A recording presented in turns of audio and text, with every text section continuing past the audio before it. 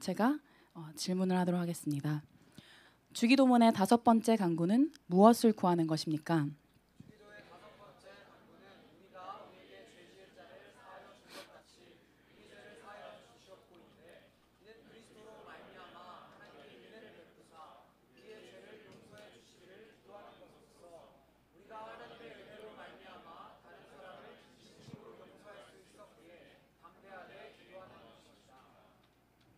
네. 그리고 한번 오늘의 본문을 읽어봅시다. 마태복음 6장 11절에서 12절입니다. 마태복음 6장 11절에서 12절입니다. 네, 제가 여러분을 위해서 읽어드리겠습니다.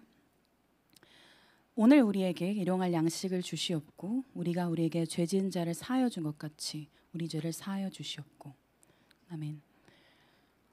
네, 여러분도 익히 아시는 것처럼 오늘의 주제는 용서입니다. 용서 하면 여러분 어떤 생각이 좀 드시나요? 어떤 느낌이 좀 드시나요?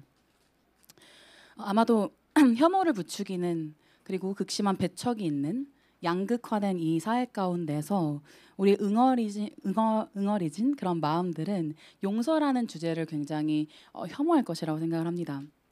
확실히 이 시대 가운데서 인기 있는 주제는 아니죠. 오히려 우리에게 불편함을 주는 주제입니다. 용서의 사례를 제가 좀 찾아봤어요. 그리고 한 사례를 찾았는데요. 그 로드니 킹 사건이라는 걸 아는 분 있는지 모르겠어요. 90년대에 일어났던 사건인데 이제 그 흑인과 백인 그런 이제 이슈와 관련된 어떤 사건이에요.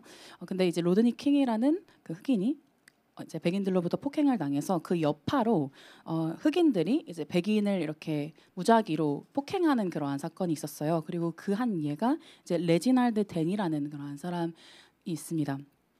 이 사람은요 트럭을 몰고 있었는데요, 그냥 트럭 기사였어요. 근데 갑자기 흑인 4명이 차를 세우고 이제 끌어내려서요. 그 사람 끌어내려서 소화기와 벽돌 등으로 구타를 했습니다. 네. 그런데요. 이 사람이요 결국에는 자기를 폭행한 사람들을 용서합니다. 근데 이 사람이 용서할 때 어떤 상태였냐면요, 뇌에 심각한 손상을 입은 상태였어요. 여러분 이 사건 어떻게 보십니까? 용서라는 것은 굉장히 어리석고 힘이 없고 무지한 그러한 일이 아닙니까? 네, 용서의 종류를 한번 살펴보도록 하겠습니다. 용서를 배우다라는 책이 있어요. 그 책에서 용서에 관해 3가지를 말해요. 첫 번째는 값싼 은혜입니다. 값싼 은혜는요 무조건 용서해야 한다라는 거예요. 그래서 피해자의 내적 치유를 위해서라도 용서해야 한다, 이 주장을 하는 건데, 제가 이 하나의 예로 이제 인스타그램에서 이 사람, 그러니까 이 주장과 비슷한 사람의 말을 가져왔어요. 이렇게 얘기를 하더라고요. 세상에서 가장 무거운 건 남을 미워하는 마음이야. 남을 미워하는 자기 자신이 세상에서 가장 힘든 싸움을 하고 있는 거야. 내려놓기만 하면 자기도 편해지고 삶이 훨씬 아름다워져. 무거운 거 내려놔. 그냥 누가 너무 믿고 그냥 싫잖아? 그러면 그냥 내가 왜 미워하는 마음을 짊어지고 이 고생을 하고 있지? 생각하면서 나를 아껴주는 방법 그냥 잊어버리는 거야. 이게 바로 이제 값싼 은혜 형태입니다. 그러니까 나를 위해서 그냥 용서해버려, 이렇게 하는 거죠. 그리고 2번째는 인색한 은혜예요. 인색한 은혜는 용서를 거래로 생각하는 것입니다. 그러니까 가해자가 용서받을 자격을 갖추는 것에 초점을 두는 것이죠. 충분한 회개와 배상을 했느냐, 이것이 이제 중요합니다. 그래서 이것도 한 예로 제가 가져왔어요. 이렇게 말하더라고요. 기억하세요. 용서라는 건 그들을 삶에 다시 불러들인다는 뜻이 아니에요. 사과는 받되 접근은 거부해도 돼요. 그렇죠? 그러니까 뭔가 이제 권위를 가지는 거죠. 그 사람 위해서 권력을 부리는 것입니다. 그리고 3번째로는요, 은혜가 없는 형태입니다. 그냥 용서를 하지 말라는 거죠, 단순하게. 이것은 그러니까 용서를 하면 면죄부를 주는 것과 다름이 없다. 그러니까 용서를 하지 말라. 이렇게 이제 얘기해 버리는 것입니다. 이렇게 크게 용서의 종류가 3가지가 있다라고 이 책에 얘기를 해요. 그리고 지금 시대에 아마 가장 가까운 것은 마지막이 아닐까 싶어요. 그러니까 은혜 없음이죠. 왜냐하면 우리의 사회는 손절을 권하죠. 손절을 권하고 강요합니다. 왜냐하면 사실 용서라는 것을 지금 생각했을 때 사실 용서하는 것 자체가 굉장히 바보가 된 느낌 같잖아요. 그렇죠? 내가 당하고 있다라는 사실, 내가 나약하다는 사실을 견딜 수가 없는 거죠. 그래서 계속해서 이 사회는 그러한 이제 가치를 선전합니다. 그러나 한번 우리가 용서 없이 살아갈 수 있는지 생각을 해볼까요? 사실 우리는 모든 관계에서 용서를 필요로 합니다. 일단 여러분이 지금 공동체 안에서 살아갈 때도 용서라는 것이 필요하고요. 그리고 연인의 관계에서, 나중에 결혼의 관계에서 여러분 계속해서 용서를 필요로 할 것입니다. 그리고 우리 자신도 완벽하지 않다라는 것을 여러분이 알아야 합니다. 우리 자신의 삶을 돌아보면 사실 우리는 수많은 용서를 받으면서 자라왔다라는 것을 살펴볼 수 있을 거예요.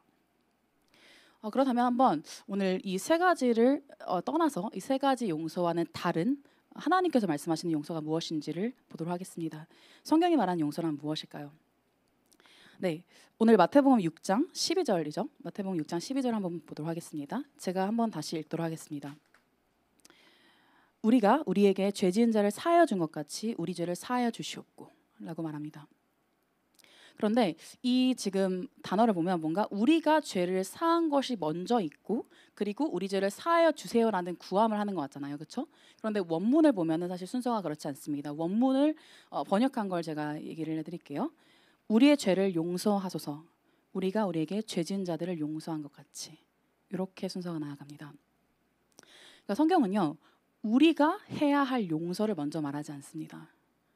성경은 우리가 누군가를 용서해야 한다고 말하기 이전에 우리가 용서를 구해야 한다라고 말합니다. 용서를 구하는 자리로 우리를 이끄는 것이죠. 그러니까 우리가 당한 악, 그것을 살피기 이전에 우리가 저지른 악이 무엇인지를 보게 합니다. 그리고 이것은 매우 중요한 지적 포인트죠. 우리는 그러니까 용서라는 주제를 제가 이제 던졌을 때 아마 여러분의 생각 가운데서 나한테 잘못한 놈이 먼저 생각났을 거라고 생각 들어요. 그렇죠? 네. 저도 용서라고 하면은 나한테 잘못한 놈들이 머릿속에서 계속 떠오르더라고요. 그러니까 왜 그럴까요, 우리는? 왜냐면 우리는 늘 우리 자신에게 유리한 쪽으로만 생각하는 죄인들이기 때문에 그렇습니다. 오늘 이제 비가 왔잖아요. 그렇죠? 비가 왔어요. 여러분 어떤 생각하면서 좀 나오셨나요? 혹은 여기 와서 식사를 하러 나갈 때 약간 억울한 감정이 있지 않았나요? 이놈의 날씨는 왜 그럴까? 날씨가 좋으면 편할 텐데. 그렇죠? 우리는 아침에 일어나서부터 억울한 인간들입니다. 계속해서 뭔가 피해를 당한 사람처럼 피해자로서 있기를 좋아하는 자들이죠. 왜냐하면 우리는 이 세상의 주인공이 우리 자신인 줄 알기 때문에 그렇습니다. 그러나 성경은 우리를 멈추어 세워두고 이야기합니다. 우리는 피해자가 아니라 가해자라는 것을요. 그리고 용서를 구하는 자리로 우리를 먼저 이끕니다. 그렇다면 우리는 왜 용서를 구해야 할까요? 우리는 무엇을 잘못했을까요? 주기도문 순서를 한번 살펴보면 이 이유를 찾을 수 있을 것 같아요. 그러니까 이것을 찾을 수 있을 것 같아요. 주기도문의 오늘 용서 이전 부분에 어떠한 구함이 어떠한 기도가 나왔죠? 일용할 양식을 주시옵고라는 기도입니다. 네, 이 기도를 할 때 우리는 기도의 대상이신 하늘에 계신 우리 아버지를 불렀죠. 그렇죠? 그리고 일용할 양식을 주시옵고라고 기도를 했습니다. 이 기도가 어떤 의미를 가진다라고 얘기를 했었죠? 이 기도는 아버지 당신이 없이는 살 수가 없습니다라는 기도입니다. 나의 인생은 나의 삶은 전적으로 당신께 의존합니다 라는 의미입니다. 다시 말해서 우리는 받는 인생이라는 것입니다. 우리는 전적으로 받습니다. 여기서 제가 자주 얘기하는 부분인데 여기서 태어나고 싶어서 태어나신 분이 있으신가요? 없습니다. 그러니까 태어나면 전적으로 수동태입니다. 우리는 늘 받는 인생으로 살아가는 것이죠. 그런데 그러면 용서를 그러니까 받는 것을 얘기를 하고요. 그러니까 일용할 양식을 얘기하고 왜 갑자기 용서를 구할까요? 왜냐하면요. 우리가 받은 것들요. 우리가 전부 다 받은 것인데요. 받은 것을 우리 마음대로 사용하기 때문에 그렇습니다. 우리가 마땅히 살아야 할 삶이 무엇일까요? 주신 것들을 주신 자의 목적대로 살아가는 것이겠죠. 그렇죠? 그런데 한번 우리가 어떻게 살아가는지 창세기 11장을 통해서 봅시다. 창세기 11장 3, 4절 말씀입니다. 창세기 11장 3에서 4절 말씀 같이 보겠습니다.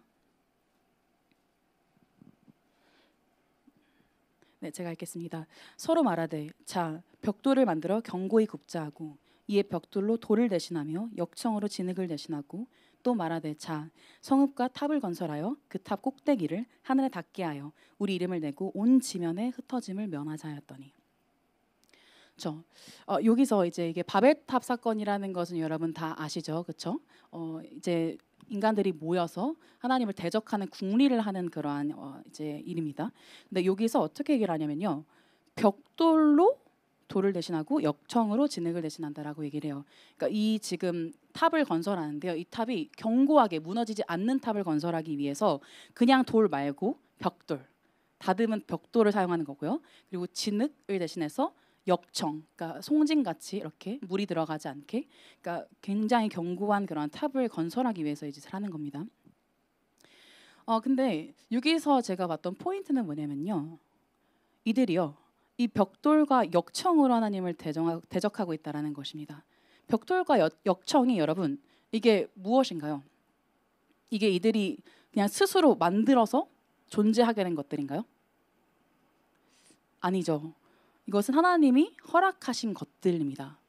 하나님이 주신 것들입니다. 하나님이 주신 것들이 이제 것들을 사용해서 사실은 하나님을 대적하는 일을 하고 있다라는 것을 우리가 볼 수 있는 것이죠. 사전에 이렇게 말합니다. 우리 이름을 내고. 그러니까 지금 이 사람들이 하고 있는 것이 무엇이냐면요. 자신의 이름을 내기 위해서 받은 것들로 창조주께 반역하는 것입니다. 이것이 바로 우리의 죄인된 삶이라는 것을 성경이 말하는 것이죠. 여러분, 우리의 삶은 어떻습니까? 먼저 한번 교회 밖의 사람들 한번 봅시다. 우리도 한때 그러한 사람들이었죠. 교회 밖에 있는 사람들은 어떻게 이러한 일을 합니까? 하나님께서 시간과 돈, 능력, 재능 등등을 다 주시죠, 그렇죠? 그런데 제가 한번 그 22살 때 이제 하나님을 인격적으로 만나고 누리게 됐을 때 제가 얼마 되지 않아서 만났던 어떤 청년이 있었어요. 그러니까 제가 이제 좀 이렇게 너무 이렇게 갑작스럽게 바뀌니까 제 친구가 이렇게 뭐 이 친구를 한번 만나보면 좋겠다라고 추천을 해가지고 그 친구를 만난 적이 있었는데 그 친구가 이제 어떤 친구냐면요. 저보다 1살 어린 형제였어요. 근데 그 친구가 굉장히 약간 차가운 표정으로 저를 이제 찾아와서 다짜고짜 이렇게 말을 하더라고요. 그러니까 저는 지금 공부를 하고 있는데 하나님이 없다는 것을 증명하기 위해서 공부합니다. 이렇게 이제 굉장히 그런 말들을 늘어놓더라고요. 그래서 이제 치과 이제 의사가 되기 위해서 공부하는 친구한테 나중에 이제 책을 써서 나는 하나님이 없다라는 것을 신이 없다라는 것을 증명하기 위해서 나는 이제 공부를 할 거다 이렇게 얘기를 하더라고요.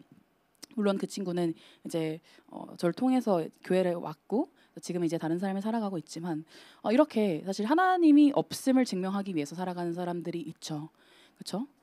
그리고 재능으로 주신 재능으로요 하나님을 거스르는 것들을 만들어내는 그런 사람들도 있습니다. 그렇죠? 예를 들면 뭐 노래나 영화에서도 우리가 단면적으로 볼 수 있고요. 그리고 시간을요 주신 시간을요 하나님이 없는 시간으로 허비하는 건 그렇죠? 굉장히 많이 이루어지고 있는 일이죠. 이것이 바로 우리의 모습인 것이죠. 그리고 교회 안의 사람들은 그럼 어떠합니까? 교회 안의 사람들 우리는 하나님께서 주신 것에 이쁜 이름을 붙입니다. 뭐라고 이름을 붙이죠? 은사라고 이름을 붙여요. 그렇죠? 은사라고 이름을 붙입니다. 사실 이 은사라는 것은 여러분이 성경을 펼쳐보면 알겠지만 교회를 위해서 주신 것입니다. 1차적으로. 그러니까 교회를 섬기기 위해서 옆에 있는 사람들을 섬기고 또 정말 이웃을 사랑하기 위해서 주신 것이 이 은사인데 이 은사라는 것을요. 자기 성취를 위해서 사용합니다. 마치 우리가 교회를 진로기관인 것처럼 착각하는 것이죠. 그래서 우리 안에서 뭔가 내가 어떠한 사람인지를 발견하면 이제 나의 삶을 살기 위해서 나의 성취를 이루기 위해서 예배는 뒷전으로 하는 경우들도 참 많습니다. 그리고 우리에게 주신 감정과 이성을 공동체의 사람들을 비난하기 위해서도 우리는 사용을 하죠. 우리는 이처럼 하나님께서 주신 모든 것들을 하나님을 대적하는 데 사용하는 사람들이라는 것이 성경이 말하는 진리입니다.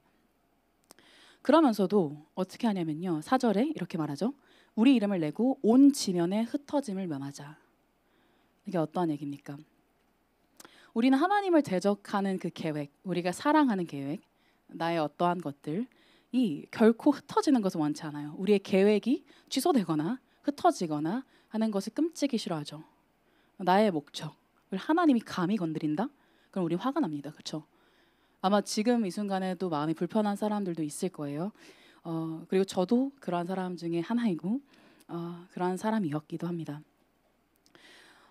그런데 여러분 한번 생각해 봅시다. 내 것이 아닌 것을요, 내 마음대로 사용하는 사람들을 우린 뭐라고 부릅니까? 내 것이 아닌 것을 내 마음대로 사용하는 것은 강도질이라고 얘기를 하죠. 그렇죠? 이러한 삶은 강도질을 하는 인생과 같다라고 성경이 얘기를 합니다. 마태복음 21장 13절을 제가 읽어드리겠습니다. 그들에게 이르시되 기록된 바 내 집은 기도하는 집이라 만민이 일컬음을 받으리라 하였거늘 너희는 강도의 소굴을 만드는도다 하시니라. 다시 말하면 내 집은, 예수님의 말입니다. 내 집은 기도하는 집이라 만민이 일컬음을, 내 집은 만민이 기도하는 집이라 일컬음을 받으리라 하였거늘 너희는 강도의 소굴을 만드는도다라고 얘기를 하시는 거죠. 자, 내 집은 만민이 기도하는 집이라는 게 무슨 의미일까요? 이게 이제 이사야 말씀인데요. 거기서 인용한 말씀인데 문맥을 살펴보면 이런 겁니다. 만민이 돌아오는, 그러니까 기도를 해서 만민이, 세상에 흩어진 하나님의 사람들이 돌아오는 것을 얘기를 하는 거예요. 그러니까 결국에 다시 말하면 만민이 돌아오는 것이 누구의 꿈이죠? 하나님의 꿈입니다. 그렇죠? 그러니까 교회는요, 하나님의 꿈을 꾸는 곳입니다. 그런데 지금 예수님은 뭐라고 지적하고 있는 겁니까? 강도의 소굴을 만들었다.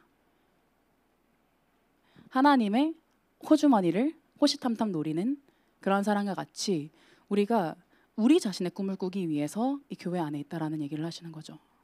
마음 아픈 이야기입니다. 하나님의 꿈을 함께 꾸어야 하는 곳에서 내 꿈을, 하나님을 거스르는 나의 꿈을 꾸는 것이 우리의 참상이라는 것을 얘기를 하고 있는 겁니다. 이것은 마치 여러분 기생충 영화에서 이제 그 집이 있잖아요. 그 집이 계속해서 중심으로 나오잖아요. 그 집에서 이제 기훈의 가족이 자기 집이 아닌 그 집을 마음껏 쓰는 장면을 혹시 보신 분이 있으신가요? 네, 이제 본인 집이 아닌데 이제 그 집을 약간 자기가 사기는 또 어려운 형편이고 하니까 굉장히 막 사용해요. 막 그래서 이제 코믹한 약간 그런 장면도 연출이 되고. 근데 이제 여러분 만약에 그 집이 우리의 집이라고 생각하면 여러분 어떨 것 같나요? 여러분의 집에 어떤 사람이 그냥 난입을 해서 막 마음대로 다 사용하고 다 뜯어놓고 막 더럽게 하고 떠나요. 견딜 수 있을 것 같습니까? 견디기 어렵죠. 그리고 공무원이요, 나라 돈을 자기 멋대로 쓰면 어떻게 됩니까? 잡혀갑니다. 그리고 공부하라고 여러분 준 돈을요, 우리가 만약에 도박과 마약을 하기 위해 사용한다면 이 또한 강도짓이겠죠. 우리가 하나님께 한 짓이 바로 이러한 짓과 같습니다. 이보다 훨씬 더하죠. 그렇다면 우리는 몰라서 그런 걸까요? 그러니까 하나님의 뜻을 내가 몰라서 그냥 하나님과 다른 나의 뜻을 품는 걸까요? 로마서 1장은 그렇게 말씀하지 않습니다. 로마서 1장 한번 같이 보겠습니다. 로마서 1장 19절입니다. 로마서 1장 19절에서 22절 같이 보겠습니다. 네, 한번 같이 읽어보면 좋을 것 같아요. 네, 19절에서 22절까지 같이 읽어보도록 하겠습니다. 시작. 이는 하나님을 알만한 것이 그들 속에 보임이라 하나님께서 이를 그들에게 보이셨느니라. 창세로부터 그의 보이지 아니하는 것들 곧 그의 영원하신 능력과 신성이 그가 만드신 만물에 분명히 보여 알려졌나니 그러므로 그들이 핑계하지 못할지니라.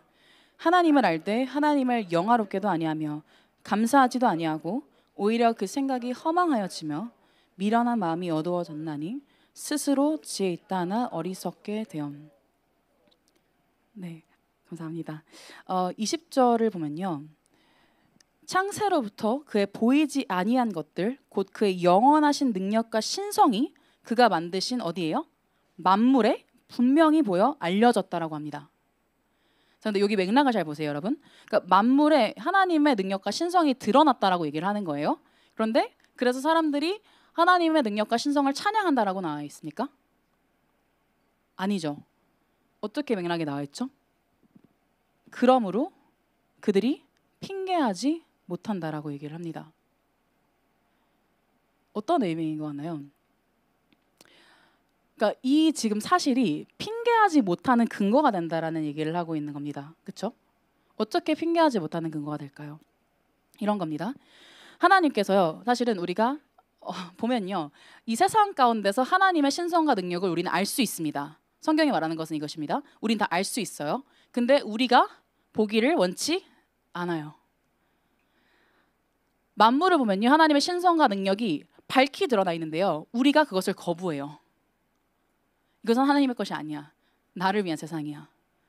계속해서 거부한다고 합니다. 그래서요, 그 밝히 알리시기 위해서 두신 그 자연과 이 여러 것들이 핑계하지 못할 거리가 된다, 근거가 된다라고 말씀하시는 겁니다. 나중에 이럴 수 있죠. 그러니까 저 하나님 안 알려주셨잖아요 라고 하면은 하나님께서는 핑계할 수 없다라고 얘기하신다라는 겁니다. 그만큼 우리가 완고하다라는 것을 얘기하는 거죠. 그러면서 뭐라고 하죠? 하나님을 알아요. 하나님을 영화롭게 하지 않아요. 알지만 영화롭게 하지 않습니다. 그리고 감사하지도 않습니다. 오히려 그 생각이 허망하여지며 미련한 마음이 어두워졌습니다. 스스로 지혜 있다 하나 어리석게 되었습니다. 하나님께서 주신 것들요, 그것을 내 마음대로 사용한 이유가 무엇입니까? 내가 옳다 여겼기 때문이죠. 내가 스스로 지혜 있다라고 여겼기 때문이죠. 하나님이 주신 것들을 하나님의 방식으로 사용하는 것이 아니라 내 방식대로 사용하는 것, 이것이 우리가 저지른 죄라고 얘기합니다. 하나님이 주신 선물로 하나님께 반역하는 짓을 한 것이죠. 근데 여러분, 질문 하나 하겠습니다. 그러니까 왕이 있는 나라에서요, 여러분, 왕이 이제 나라에 있잖아요. 그러면 근데 예를 들면 뭐 진이가 왕이 되고 싶어요. 왕이 이미 있는 나라인데 왕이 되고 싶어요. 그럼 어떻게 해야 될까요?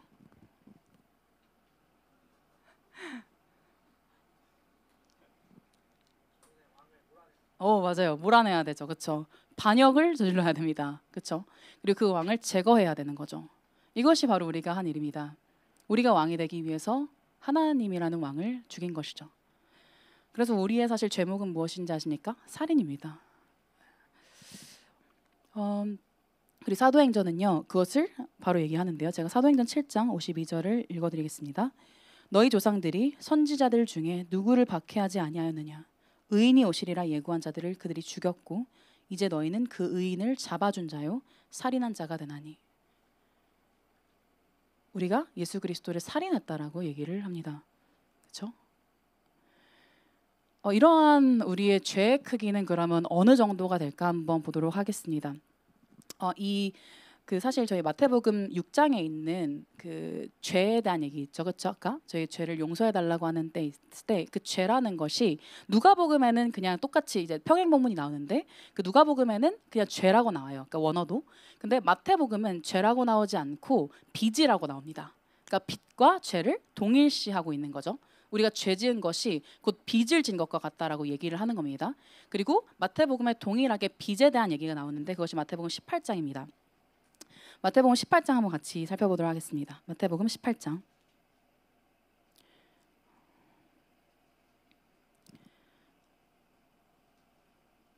네, 마태복음 18장을 보면요, 21절에 이제 베드로가 형제를 용서하는 것을 몇 번 해야 되냐, 그러니까 이 질문을 하는데, 그때 이제 예수님께서 7번뿐만 아니라 7번을 70번까지도 할지니라라고 얘기를 해요. 이건 이제 77이 될 수도 있고 7 곱하기 77이 될 수도 있는데 뭐 이건 사실은 숫자는 중요하지 않습니다. 그만큼 정말 끝까지 무한히 하라는 것이죠. 근데 여기서 용서에 대한 얘기를 이제 베드로가 던지니까 예수님이 하시는 이야기가 뭐냐면요, 갑자기 예화를 들려주세요. 23절을 한번 볼게요. 그러므로 천국은 그 종들과 결산하려 하던 어떤 임금과 같으니라고 돼 있죠. 그렇죠? 그리고 결산할 때 10,000달란트 빚진 자 하나를 내려오매. 10,000달란트 빚진 자, 이것이 이제 우리의 모습이라고 얘기를 하는 건데요. 10,000달란트가 어느 정도일까요? 10,000달란트. 어제 또 97 이제 구육들이 이제 달란트 막 시장 이런 거 한 걸로 하는데 10,000달란트가 어느 정도일까요? 일단 1달란트는요 6,000데나리온입니다. 6,000데나리온. 그리고 6,000데나리온은요 노동자 20년의 연봉이에요. 20년 연봉. 그럼 1달란트가 어쨌든 20년 연봉입니다. 그러면 10,000달란트는 노동자 20만 년치의 연봉이에요. 제가 이제 그 요즘 평균 그 연봉으로 계산을 해봤더니 8천억을 10번 더한 8조 정도에 이르는 돈입니다. 네, 어제 좀 부자셨나요? 굉장히 부자였구나. 네, 네, 좋죠. 네, 그러니까 이것이 바로 우리의 죄의 크기라는 것을 얘기를 해요. 그러니까 우리가 한 짓이 무한하신 하나님께 대한 그 빚이 10,000달란트 빚진 것과 같다라고 얘기를 하는 것이죠. 그래서 26절에 종이 어떻게 합니까? 그러니까 다 팔아도, 모든 것을 팔아도 이걸 갚을 수가 없는 거예요. 전혀 갚을 수가 없어요. 그래서 그 종이 엎드려 절하며 이르되 내게 참으소서 다 갚으리이다 하거늘, 이렇게 해요. 근데 여기서 엎드려 절한다고 할 때 이 절하다라는 단어가 미완료형으로 나타나 있어요. 무슨 뜻이냐면 계속해서 반복해서 했다라는 겁니다. 그러니까 무릎이 닳도록 계속해서 엎드려서 빌었다는 겁니다. 왜냐면 이것은 절대 자기가 평생을 정말 그러니까 모든 짓을 다 해도 갚을 수 없는 돈이었기 때문에 그런 거예요. 그러니까 이것이 바로 하나님이 우리를 데려놓으시는 자리예요. 이 종은요, 체면 따위 지킬 수가 없었어요. 왜냐면 자기가 지은 그 죄가, 그 빚이 너무나도 어마어마했기 때문에 그렇죠. 그리고 주기도문은 바로 우리를 이 자리로, 용서를 구하는 이 자리로, 10,000달란트를 빚진 그 자리로 데려옵니다. 레위기 1장에서는 조금 재미있는 표현이 하나 있어요. 레위기 1장을 6절을 제가 읽어드릴게요. 레위기 1장은 번제에 대한 이야기거든요. 근데 이 번제를 할 때 그 소를 데려오고 그 소를 어떻게 하냐면 이제 헌제자, 그러니까 그 제사를 드리는 사람이 있다고 해봐요. 제가 드려요. 그러면 제가 이제 소를 가져옵니다. 그러면 소의 목을 따요. 목을 따고 표현이 좀 그런가요? 어쨌든 목을 따고, 예, 그러고 이제 가죽을 벗기는데요. 그 번제물의 가죽을 벗기고 각을 뜬다라고 돼 있죠. 근데 이 각을 뜬다라는 표현이 뭐냐면 토막토막 낸다라는 거예요. 완전히 잘근잘근 썬다라는 거예요. 근데 이것을 헌제자가 해야 돼요. 그러니까 내가 만약에 제사를 드린다? 그러면 내가 그걸 가져와서 죽이고 내가 이걸 썰어야 돼요. 이게 왜 이렇게 한 걸까요? 여러분이라면은 그러니까 제사물을 썰면서 어떤 생각을 했을 것 같아요? 그게 사실은 우리 자신이 되었어야 된다라는 걸 말해주는 거죠. 내 죄가 이토록 끔찍하구나. 내가 하나님의 마음을 이렇게 잘근잘근 썰어놨구나. 이것을 사실은 알게 하는 것이 바로 이 순서입니다. 그러면 여러분, 우리가 하나님께 지은 죄가 이러할 텐데, 피해자 중에 피해자, 늘 사실 가해자로 지목을 당하지만 우리는 뭐만 하면 사실 하나님 탓으로 돌리죠. 그렇죠? 저도 그렇습니다. 근데 피해자 중에 피해자, 사실은 이신 하나님은 어떠실까요? 우리가 아무리 용서를 힘들어 하더라도요, 하나님만큼 용서를 힘들어 할 수는 없습니다. 하나님께서 우리를 용서하시는 것이 우리가 누군가를 용서하는 것과 비교할 수 없게 큰 거라는 걸 얘기를 해드리는 겁니다. 왜 그러냐면요, 하나님은 전지전능하신 분이십니다. 전지하다라는 건 뭐죠? 모든 것을 아신다라는 겁니다. 그분은요, 우리가 알지 못하는 죄까지 다 아십니다. 우리는 분노를 해도 사실 우리가 아는 죄까지만 분노를 하잖아요. 그렇죠?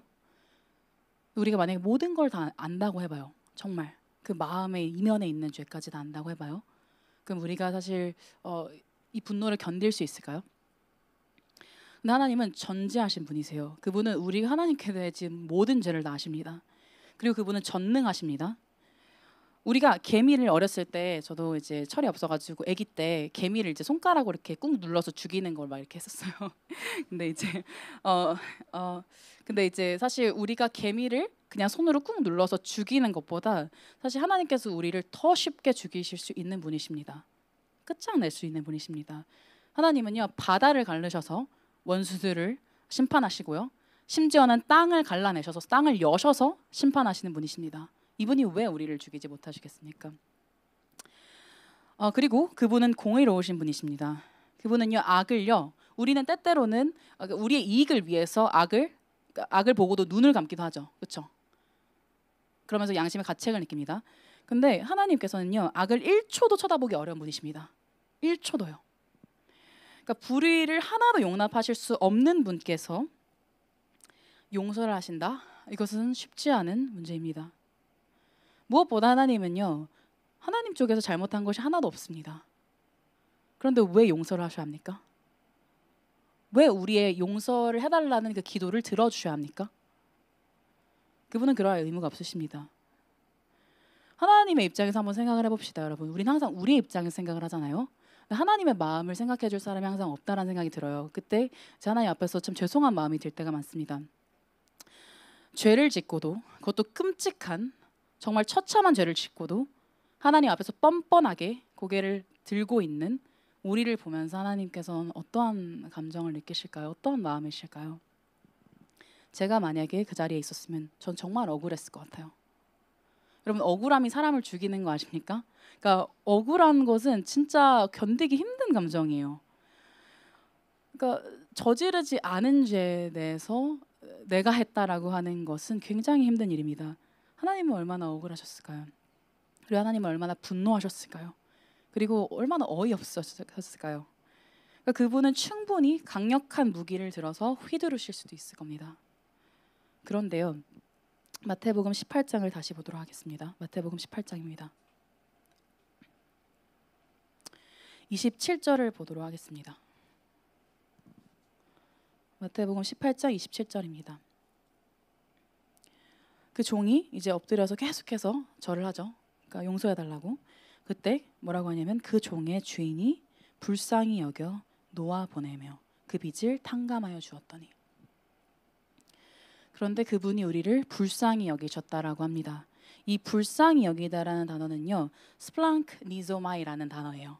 근데 이 단어가 그러니까 어떤 이제 어원을 가지냐면 사람의 내장, 창자라는 의미를 가집니다. 그리스 문화에서는요, 사람의 창자가 마음의 좌소라고 보았어요. 그러니까 우리 옛날에 그런 표현 있잖아요. 애 끓는다라는 표현을 들어보신 적이 있나요? 애 끓는다. 그 애가 창자라는 의미예요. 그러니까 창자가 끊어질 것 같은 고통을 느낄 때 우리는 애 끓는다라고 하는 거죠. 그런데 하나님께서 우리를 보실 때 이러한 마음으로 우리를 보셨다고 합니다. 우리는 사실은 그냥 한 번에 다 처치해버려도 될 존재들인데 우리를 보고 정말 창자가 찢어지는 것 같이, 창자가 끊어지는 것 같은 긍휼함을 느끼셨다라고 얘기를 합니다. 우리를 불쌍히 여기셨다고 합니다. 말이 안 되지 않습니까? 그런데 하나님께서 그렇게 하신다고 합니다. 그리고 그분은 우리를 용서하시길 바라신다고 말합니다. 이 빚을 탕감하셨죠. 근데 중요한 것은요, 용서를 말로만 하면 됩니까? 안 되죠. 그렇죠? 용서를 해준다면, 여기서 빚을 탕감해 주려면요, 사실은 하나님 쪽에서 그 10,000달란트를 져야 하는 거죠. 하나님께서는요, 우리를 용서하시기 위해서, 우리를 긍휼히 여기셔서요, 우리를 향해야 했던 그 무기, 하나님의 무기를요, 자기 아들에게로 향하게 하셨어요. 누가복음 23장에는 이런 말씀이 나옵니다. 제가 읽어드리겠습니다. 빌라도가 세 번째 말하되 이 사람이 무슨 악한 일을 하였느냐? 나는 그에게서 죽일 죄를 찾지 못하였으나니 때려서 놓으리라 하니, 그들이 큰 소리로 재촉하여 십자가에 못 박기를 구하니 그들의 소리가 이긴지라. 이에 빌라도가 그들이 구하는 대로 하기를 언도하고 그들이 요구하는 자 곧 밀란과 살인으로 말미암아 옥에 갇힌 자를 놓아주고 예수는 넘겨주어 그들의 뜻대로 하게 하니라. 그렇죠? 그러니까 빌라도가 이제 신문을 하니까 예수님이 죄가 없어요. 그래서 죄가 없다 이렇게 얘기를 하는데 이 사람들이 뭐라고 하냐면요, 소리를 지릅니다. 엄청 큰 소리를 지릅니다. 저 사람은 죄가 있다. 저 사람이 죽어야 된다. 저 사람이 죄인이다. 이 얘기를 큰 소리로 큰 무리가 얘기했습니다. 그래서 빌라도는 그것에 언도하고 그 요구를 들어줘요. 그래서 누구와 자리를 바꾸죠? 바라바라는 죄인과 자리를 바꿉니다. 마치 우리와 같죠, 그렇죠? 미움과 증오의 무기를 듭니다. 세상은요, 그렇죠? 미움과 증오의 무기를 우리는 하나님께 듭니다. 우리가 세상입니다. 우리의 마음이 세상과 다름이 없죠. 미움과 증오의 무기를 든 세상 사람의 소리가 이겼습니다. 그들의 소리가 이긴지라. 그런데 예수님은 반항하지 않으셨습니다. 예수님은요, 죄를 범하지 아니하셨고요, 그 입에 거짓도 없으십니다. 그런데 욕을 당하시되 맞대어 욕하지 아니하시고 고난을 당하시되 위협하지 아니하시고 오직 공의로 심판하시는 이에게 부탁하시며 친히 나무에 달려 그 몸으로 우리 죄를 담당하셨습니다. 왜냐하면요, 우리로 죄에 대하여 죽고 의에 대하여 살게 하려 하기 위해서 그렇습니다. 우리는 예수 그리스도께 무기를 들었습니다. 그것도 하나님께서 우리에게 주신 것들로요. 하나님이 우리에게 잘 사용하라고 주신 것들로 우리는 하나님께 대항해서 무기를 들었어요. 그걸 무기 삼았습니다. 그런데요, 그리스도께서는요, 무기를 쥔 우리의 존재를 꽉 껴안으셨습니다. 그리고 그분은 죽으셨죠. 그분의 용서는 어떠한 용서일까요? 여러분, 아까 제가 말했습니다. 하나님은 전지전능하신 분이라고요. 그렇죠? 그분이 전지하시기 때문에 그분은 우리가 알지 못하는 죄도 다 아십니다. 우리는 CCTV를 두려워하지만 하나님은 두려워하지 않죠. 그러나 하나님은 정말 모든 것을 다 아십니다. 그런데 시편 103편에는 놀라운 말씀이 있습니다. 시편 103편을 보겠습니다. 시편 103편 12절입니다. 시편 103편 12절입니다. 12절에서 14절까지 같이 한번 읽어보도록 하겠습니다. 시작. 동이서에서 먼 것 같이 우리의 죄가를 우리에게서 멀리 옮기셨으며 아버지가 자식을 긍휼히 여김같이 여호와께서는 자기를 경외하는 자를 긍휼히 여기시나니 이는 그가 우리의 체질을 아시며 우리가 단지 먼지뿐임을 기억하심이로다. 아멘. 그분은요, 동이서에서 먼 것 같이 우리의 죄가를 우리에게서 멀리 옮기셨습니다. 동이서에서 얼마나 멉니까? 이건 아예 그냥 저 멀리 상상할 수도 없는 거리로 던져버리셨다라는 걸 얘기합니다. 우리의 그 수많은 죄, 만달란트의 무게를 하는 그 죄를 그분은 멀리 옮기셨습니다. 왜요? 우리가 단지 먼지뿐임을 기억하셨다고 해요. 우리를 향해서 애끓는 정말 창자가 끊어지는 그 긍휼의 마음을 품으셨다라고 말합니다. 그리고 이사야서 43장을 볼게요. 43장 25절입니다. 이사야서 43장 25절. 이건 제가 읽겠습니다. 같이 눈으로 읽으시면 됩니다. 나 곧 나는 나를 위하여 내 허물을 도말하는 자니 내 죄를 기억하지 아니하리라. 내 죄를 기억하지 않으신다라고 하는 하나님의 선포입니다. 여러분, 그분은 전지하십니다. 그분은 모르시는 게 없으세요. 그분은 모든 것을 다 아십니다. 그런데 우리를 위해서 그분은 기억하지 않으시겠다고 말합니다. 모순을 넘어서는 사랑이죠. 그리고 그분은 전능하시죠. 그렇죠? 하나님은 전능하십니다.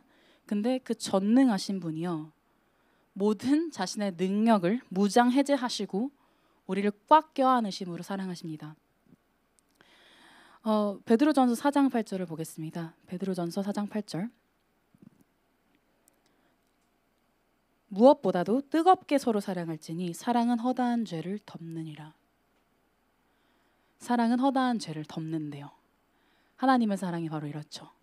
죄를 덮는 사랑. 여기서 우리는 용서에 대해서 이러한 사실을 압니다. 용서는요, 그냥 단지 나 너의 죄를 용서했어, 나 이제 다 잊었어, 이렇게 얘기하는 것이 아니라요, 싹을 잊고 넘어가서 그걸 넘어서서 어떻게 하는 겁니까? 사랑하는 겁니다. 저도 사실 이 설교를 준비하면서 자신이 없습니다. 제가 용서해야 할 수많은 사람들이 있고 정말 그렇게 하나님 앞에 서서 했는지 사실 모르겠습니다. 근데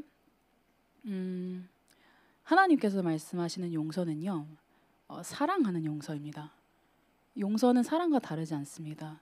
용서는 사랑과 동의어입니다. 여러분이 누구를 용서했다고 하는데 밥을 같이 먹기 싫다면, 그 사람이랑 같이 있기는 싫다면 여러분은 용서하지 않은 겁니다. 우리 하나님 말씀 앞에 서야겠죠.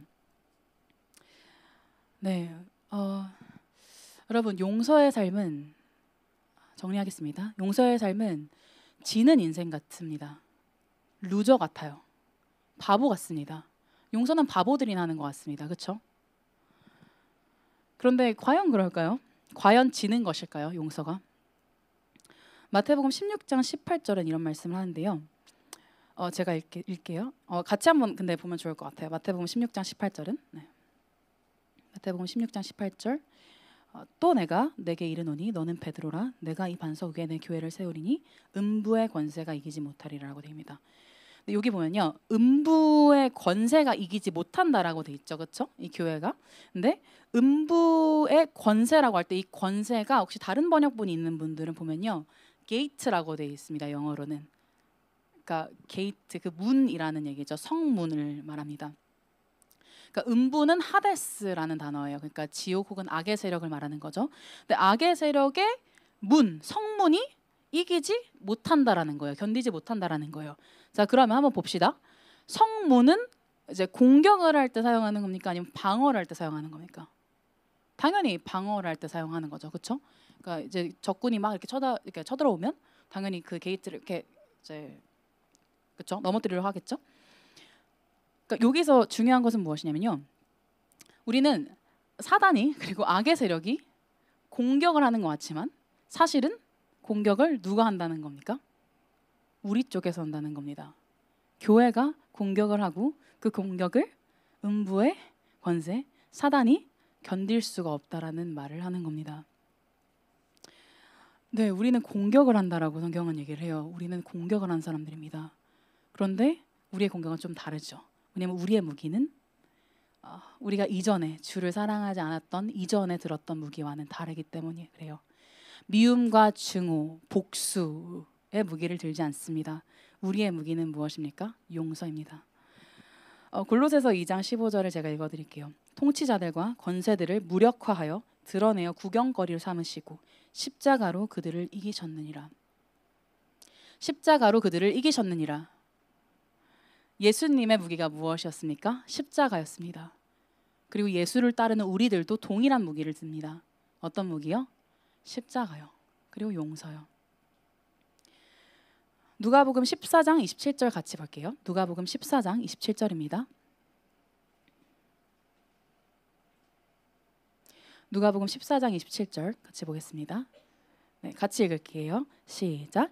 누구든지 자기 십자가를 지고 나를 따르지 않는 자도 능히 내 제자가 되지 못하리라. 네, 제가 이걸 한번 저희 1부 예배, 2부 예배 할 때 기도 인도할 때 이제 얘기를 한 적이 있어요. 이게 이제 개역 개정이 약간 조금 헷갈리게 번역이 됐어요. 실제로 이제 원어를 보고 또 ESV나 영어 버전을 보면 어떻게 되냐면요. 나를 따른다고 하지만 십자가를 지지 않으려는 자는 내 제자가 되지 못하리라는 말씀입니다. 다시요. 그러니까 예수님을 따른다고 얘기를 해요. 저 예수님 따릅니다. 전 예수님의 제자입니다. 전 그리스도인이에요. 라고 얘기를 합니다. 근데 십자가는 지지 않겠습니다. 라고 얘기하는 사람들은 내 제자가 되지 못하리라는 얘기입니다.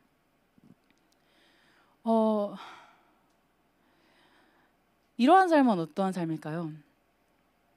아까 그 마태복음 18장에 저는 그 사람이 생각이 납니다. 마태복음 18장에서 아까 그 종이 이제 탕감을 받았죠. 그 모든 빚을 10,000달란트를 다 탕감을 받았습니다. 그런데 그 종이 나가서 어떻게 하냐면요. 자기에게 100데나리온 빚진 동료 한 사람을 만나 붙들어서 목을 잡고 이르되 빚을 갚으랍니다. 근데 이 찾아간다라는 단어가 그냥 우연히 마주친 게 아니라 목적을 가지고 찾아간 거예요.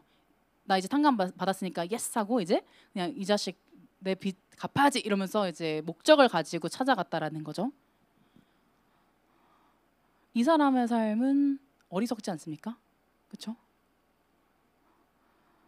근데 그것이 바로 예수님을 따르겠다고는 하지만 십자가는 지지 않겠다라고 하는 그런 삶입니다. 이 어리석은 사람은 왜 용서하지 않았습니까? 10,000달란트 빚진 자, 탕감을 받았지만 100데나리온 빚진 자를 용서하지 않았습니다. 왜 그렇습니까? 전적 타락. 우리는 죄인입니다. 우린 하나님께 빚을 졌습니다. 그런데 그 사실을 우리가 잊어서 그렇습니다. 전적 타락을 우리가 머리로만 아는 겁니다.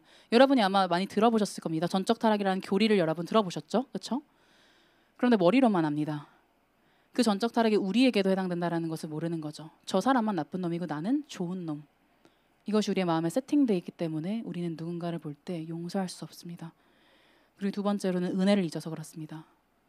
우리가 얼마나 많은 그 빚을 탕감받은 자인지 우리가 잊어서 그렇죠. 그러나 여러분, 저는 정말 여러분이요, 그리스도를 따른다고 말하면서 십자가는 안 지겠다라고 하는 사람이 되기를 원치 않습니다. 교회는 자아와 진로를 찾고 정신 건강을 유지하면서 좋은 삶, 그냥 좋은 것, 평안한 것만 누리는 곳이 아닙니다. 저도 시강교회를 너무 사랑하지만 우리는 어떠한 시강이라는 브랜드를 입고 상처 하나 없이 고상한 삶을 살기 위해서 이곳에 모인 것이 아닙니다. 우리를 부르신 삶은요, 교회라는 에클레시아라는 단어는 부르심을 받은 자들이라고 이제 여러분 알고 계시죠? 부르심을 받은 자들은요, 부르신 자의 지시를 따라서 사는 사람들입니다. 근데 그분은 우리에게 어떻게 말씀하시냐면요, 십자가를 들고 나가서 싸우라고 얘기합니다. 우리의 무기, 예수 그리스도께서 드신 그 무기, 용서라는 무기를 들고 싸우는 것이죠. 그래서 우리의 삶은 그냥 고상하고 부드럽고 한 것이 아니라 거칠거칠한 삶입니다. 내가 받은 용서를 알기 때문에 용서할 수 없을 것 같은 자들을 용서하는 승리의 삶. 기독교 작가 조지 허버트라는 사람은 이런 말 합니다. 우리의 용서는 우리가 용서받은 것에 대한 응답으로 시작한다. 우리의 용서는 우리에게 해를 가한 동료 인간을 향한 관대함의 행위이기보다는 우리를 용서하시는 하나님을 향한 감사의 행위이다. 만달란트를 탕감받아서 정말 뭐라도 해드리고 싶은 마음으로 사람들을 용서할 수밖에 없는 것, 그것이 그리스도인의 삶이라고 얘기를 하는 겁니다. 우리에게 관대함 따위는 없습니다. 우리에게 관대함이 있었고 누군가를 충분히 용서할 수 있는 능력이 있었다면 예수 그리스도께서 십자가에서 죽으시지 않으셨겠죠. 그러나 이제 우리는 용서할 수 있죠. 왜? 예수 그리스도를 바라보니까요. 그분께서 우리를 용서하셨기 때문에요. 먼저 용서하셨기 때문이죠. 그러나 여러분, 때때로 답답함을 느낍니다. 왜냐면 신명기에 이런 말씀이 있어요. 그러니까 이제 이 이스라엘 사람들이 나중에 그러니까 그 포로로 팔릴 때 철 멍에를 메울 거라고 얘기를 해요. 세상이 철 멍에를 메워서 너희를 멸할 것이다라는 그런 말씀이 있거든요. 우리는 이제 세상은 우리에게 철 멍에를 우리에게 이렇게 맵니다. 이 세상의 가치에 순응하렴. 이것이 진짜 승리하는 길이야. 너는 나만 따라야 돼. 다른 얘기 듣지 마. 너 나한테 충성해라고 세상은 얘기를 합니다. 그리고 우리는 참으로 슬프게도 그 철 멍에를 메워주는데도 살아남기 위해서 온갖 꾸준히 일을 다 하죠. 세상이 이것 하라고 하면 그래도 열심히 합니다. 그렇죠? 여러분이 노력하고 있는 거 알아요. 되게 열심히 노력하고 있습니다. 그런데 그 철 멍에를요 풀어주신 분께는 우리는 정작 굉장히 냉랭한 것 같습니다. 세상의 가치를 따라서 나의 꿈을 펼치고 나의 나라를 만들기 위해서는 우리는 온갖 굳은 일을 다 하면서도 하나님, 우리를 용서하신 그분께서 부르신 그 자리에는 우리는 어떠한 노력도 기울이려고 하지 않습니다. 그리고 여기서 바로 우리가 누구를 정말 최종 권위자로 두고 있는지가 드러나죠. 그러나 여러분이 정말 용서라는 무기를 들고 싸우시기를 바랍니다. 그분이 이미 이루어 놓으신 승리를 여러분이 용서로 경험하시기를 바랍니다.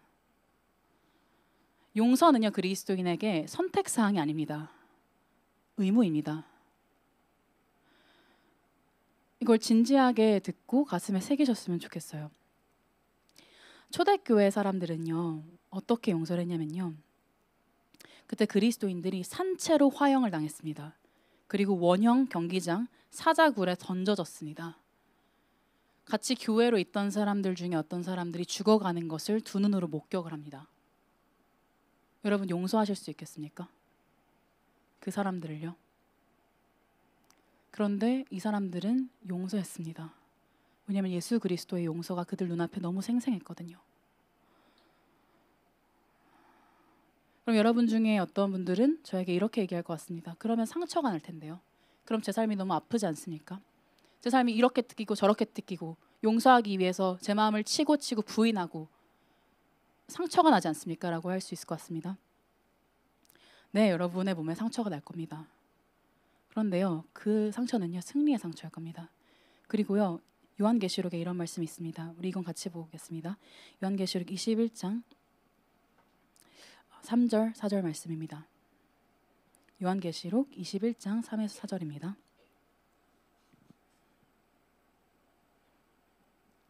같이 읽겠습니다. 내가 들으니 보좌에서 큰 음성이 나서 이르되 보라, 하나님의 장막이 사람들과 함께 있음에 하나님이 그들과 함께 계시리니 그들은 하나님의 백성이 되고 하나님은 친히 그들과 함께 계셔서 모든 눈물을 그 눈에서 닦아주시니 다시는 사망이 없고 애통하는 것이나 곡하는 것이나 아픈 것이 다시 있지 아니하리니 처음 것들이 다 지나갔음이라라. 여러분이 누군가를 용서하기 위해서 애쓴, 그래서 난 상처들 있잖아요.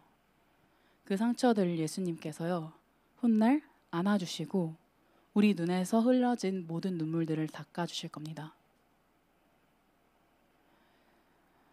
여러분, 저도 굉장히 힘들게 용서를 했어야 했던 때가 있습니다. 근데 참으로 쉽지 않았습니다. 왜냐면 저는 용서하기가 싫거든요. 그런데 그 자리에서 용서를, 하나님께서 용서하라는 그 말씀에 귀 기울이는 그 자리에서 예수 그리스도의 십자가를 보았습니다. 하나님께서 우리를 용서하시기 위해서 치르신 수고와 값을 보았습니다. 그리고 항복할 수밖에 없었습니다. 여러분, 나중에 천국에 가면요 우리 다 같이 이제 만나겠죠? 천국에 가면 우리가 정말 좋겠지만요 할 수 없는 일이 있습니다. 천국에서 할 수 없는 일이 뭘까요? 천국에서 할 수 없는 일은 무엇이냐면요, 내 마음이 기껍지 않은데, 내 마음이 따라주지 않는데, 내가 너무 고통스러운데도 불구하고 하나님의 말씀에 순종하는 것, 그리고 그 가운데서 어떻게든 순종해 보겠다고 하나님께 부르짖는 것, 기도하는 것, 나를 도와달라고 하는 것, 그것은 천국에서 할 수 없습니다. 이 땅에서만 할 수 있는 것이죠.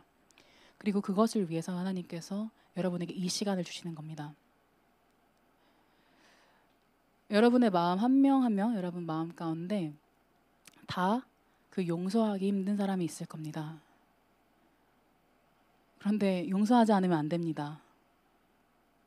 하나님께서 여러분에게 베푸신 용서가 너무나도 어마어마하기 때문에 그렇습니다.